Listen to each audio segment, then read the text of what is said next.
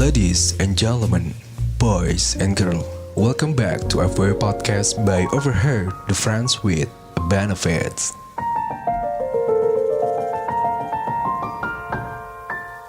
Ladies and gentlemen, boys and girls, kembali lagi di our podcast by Overheard, the Friends with Benefits, and back again with your host. This is Mimin yang selalu setia menjadi host sekaligus narator kebanggaan sobat nganu sekalian. Apa kabar semuanya? And gue harap kalian baik-baik aja. So hari ini sorry banget Kamis Gerimis. Pada minggu hari ini gue telat upload ya, karena gue punya kesibukan lain. Dan dari kemarin fully banget. I'm so sorry. Dan gue mau ngingetin ke kalian juga untuk jangan lupa untuk follow dan tekan lonceng di Spotify FW Podcast. Dan Spotify pun juga baru banget selesai mengeluarin 2021 rap Spotify. Dan gue cukup ngerasa terima kasih ke kalian yang selalu support gue, terutama untuk para kontributor cerita yang selalu setia selama 1 tahun dan hampir 2 tahun setiap minggu upload. Dan gila ya, gue ngerasa kayak gak habis-habis cerita kalian. Dan ternyata gue bisa survive ini juga karena berkat kalian gitu. Gue terima kasih banget. Dan juga untuk para pendengar setia Sobat Nganu yang udah mention jadiin FW Podcast sebagai top podcast kalian, gue thank you banget. Wow. Dan juga para narasumber gue, gestar gue yang telah bisa berani untuk ngobrol secara deep talk sama gue dan secara intimate sama gue, untuk berbagi kepada Sobat Nganu semua. Dan yep, thank you banget ya. Tapi jangan lupa ngomong soal intimate yang tempat gue singgung tadi, gue juga akan melakukan sebuah intimate talk show nanti yang akan dijadikan di bulan, ya doakan aja semoga lancar ya. Dan hari ini seperti biasa di hari Kamis Gerimis ini, enggak sih, gue take di hari Jumat. Karena jujur aja kemarin gue lagi sibuk banget. Jadi ya I'm so sorry banget gue gak bisa menghibur. Tapi kan di hari Senin kemarin juga ada podcast baru bersama Alza Nazla, lu boleh dengerin juga. Tuh asli itu podcastnya gak bokep-bokep banget. Gue mencari sisi dimana di belakangnya Alza tuh siapa, backgroundnya dia seperti apa, gimana dia bisa menciptakan konten tersebut gitu. Dan ya gue rasa kalau misalkan lo ngerasa itu ada konten yang edukatif dan informatif, lo bisa mendapatkan value dari sana. I think ya lo boleh dengerin lah ya. Dan hari ini udah ada salah satu cerita yang gue bacakan di sini. Jadi tanpa banyak basa-basi lagi dan mungkin juga karena keterbatasan waktu, langsung aja kita bacakan ceritanya. Begini ceritanya. Oke, hai Min, gue mau cerita. Entah ini bisa dibilang FWB atau emang gue nya aja yang gak bisa move on. Tapi suara lu seksi banget Jir. Gue emang fetish sama yang punya suara berat kayak lu. Aduh Oke, April 2013 lalu gue putus sama pacar gue yang udah pacaran 4 tahun lamanya. Alasannya simple, karena dia nyelingkuhin gue. Sebenarnya masalahnya itu dari bulan Januari, tapi gue gak langsung mutusin, cuma minta break dulu aja. Karena pertimbangan kita pacaran udah lama dan dia juga selalu maafin gue ketika gue ke gap selingkuh. Wow, toxic banget. Toxic relationship ya kali ya. Di Januari 2013 gue ketemu sama yang jadi suami gue ini. Terus jadian Maret 2013 nih. Dan for your information, gue sama suami sempat deket di tahun 2011. Tapi gak lama kita lost kontak dan baru kabar-kabaran lagi di 2013 itu. Oke, ke inti ceritanya. Selama gue PDKT dan jadian sama suami, itu cuman lewat handphone aja nih Min. Soalnya kita long distance relationship, LDR. Dan tanggal 2 Mei 2013 gue mau ketemu si pacar untuk pertama kalinya setelah lost kontak. Pas tanggal 1 Mei-nya mantan gue itu ulang tahun. Karena emang jujur masih ada rasa, gue pun nelpon si mantan gue bilang, "Lu di mana? Jemput gue di gang, kita makan, lu kan lagi ulang tahun." Jemput di gang. Gak jemput cewek panggang. Anjing, kenapa jadi gue kesana pikiran gue? Bangsat lagi yang lewat cerita.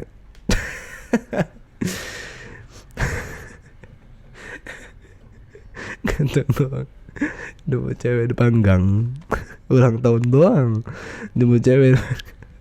Oke, sorry. Jemput gue di gang, kita makan, lu kan lagi ulang tahun, kata si cewek nih. Dan si mantannya pun mengiyakan nih. Makanlah kita. Pegangan tangan lah. Gue malu di motornya. Dia bilang kita ke studio dulu aja ya, kata dia.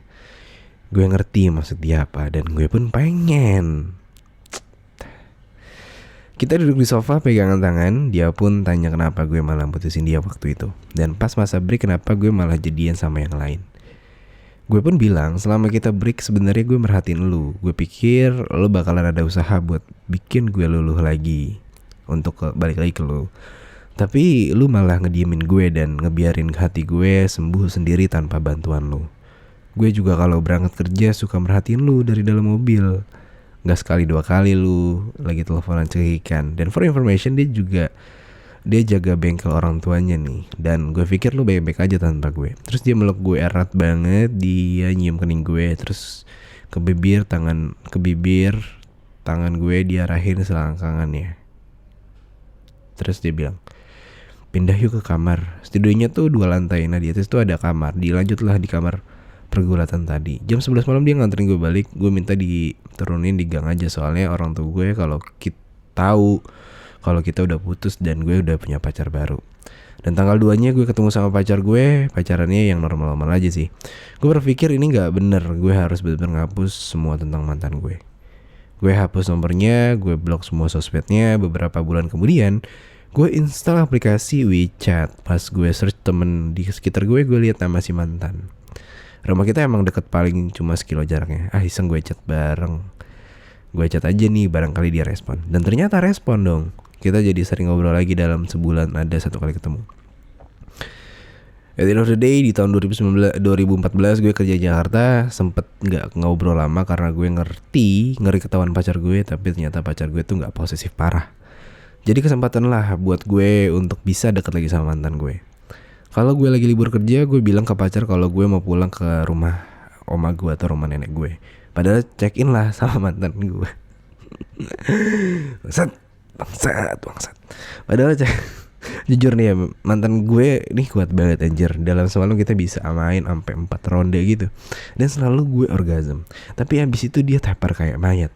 Bisa tiap hari dia 4 ronde. Min, lu suka buang di dalam kan? Tahu kan rasanya kayak apa?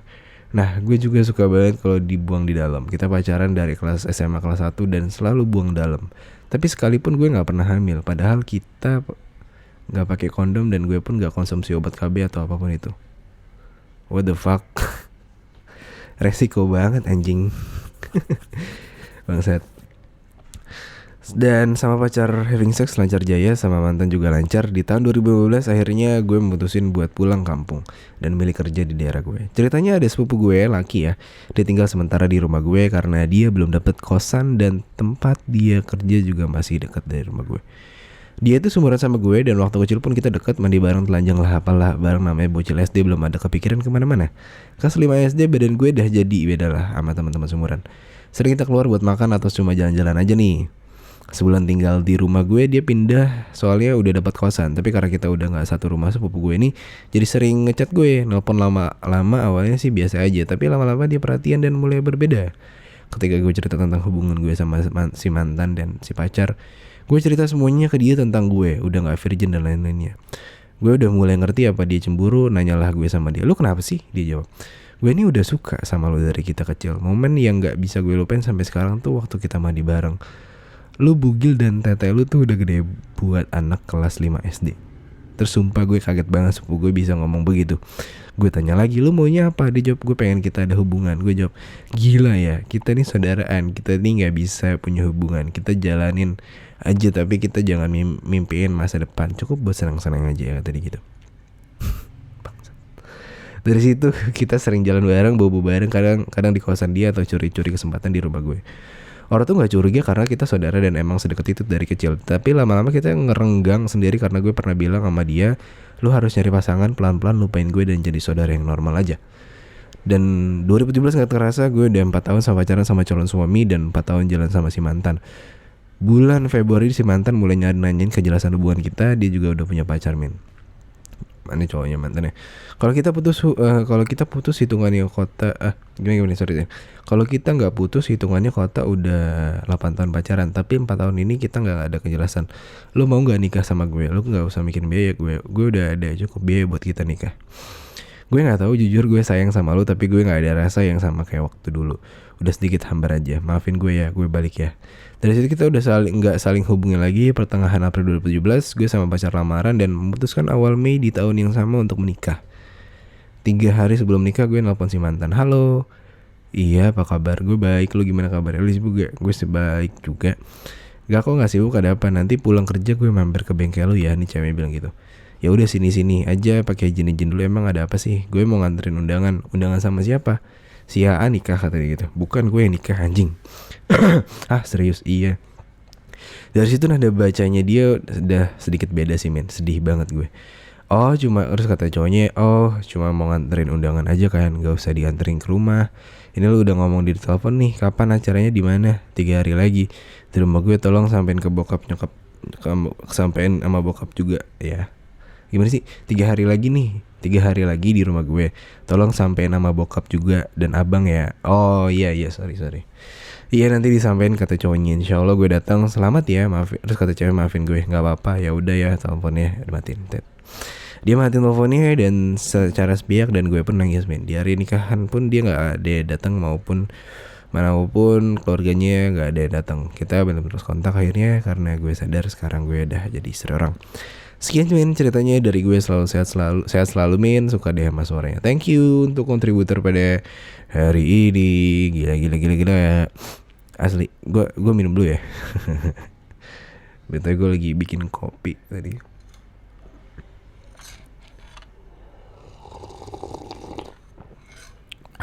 Asli enak banget cuy, parah enak banget. Oke. Dari cerita yang gue baca hari ini, gue bisa menyimpulkan bahwasanya ini cerita lama dari tahun 2011, 2012, 2013 lah, udah hampir ya, berapa tahun, hampir 10 tahun yang lalu, 9-8 tahun yang lalu.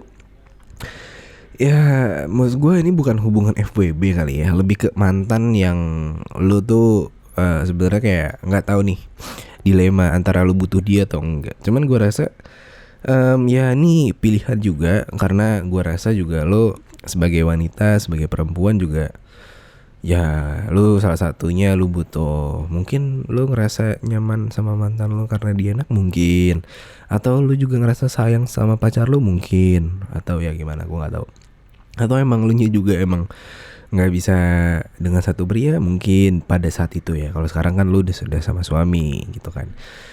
Ya kemungkinan itu ya mungkin akan, ya tapi ya kemungkinan itu mungkin bisa terjadi, atau ada alasan lain kenapa lu nggak bisa move on, atau ada something gitu loh. Yang amat gue sayangkan adalah ketika lo nggak bisa lo nggak bisa memilih, atau enggak pada saat itu lo kenapa nggak bisa memutuskan aja gitu loh. Jangan dimain-mainkan juga perasaan seseorang gitu. Jadi berarti kayak ketika sudah selesai dan suatu hubungan sudah selesai gitu loh, jangan lu untuk memulai lagi gitu loh. Jadi stop, that's it, potong. Lu mau kontak-kontakan, okay, sewajarnya aja, nanya kabar aman, baik dan sama baik, ya udah, that's it. Jangan sampai menanyakan tiap telepon tiap malam or whatever itu. I think itu yang membuat orang berharap sama lo, atau enggak, apalagi kalau untuk orang-orang yang emang punya perasaan khusus sama lo, dan lo itu juga udah bertahan sejak lama juga, walaupun emang konsensual dan sama-sama mau. Cuman I think ada baiknya adalah untuk tidak memaksakan atau membuka lagi halaman yang sudah selesai atau buku yang sudah selesai, karena kasihan aja itu perasaan orang ketika dia udah pengen serius sama lu, walaupun dia juga udah tahu lu punya pacar dan dia juga punya pacar, dan ya lo harus bisa sih memilih dan untuk memutuskan itu sih. Tapi ini gue bisa menyimpulkan ini adalah sebuah perjalanan hidup, dan semua pendengar juga gue rasa semoga lo bisa mendengarkan podcast ini secara bijak, lo bisa mengambil sisi positifnya untuk tidak seperti itu.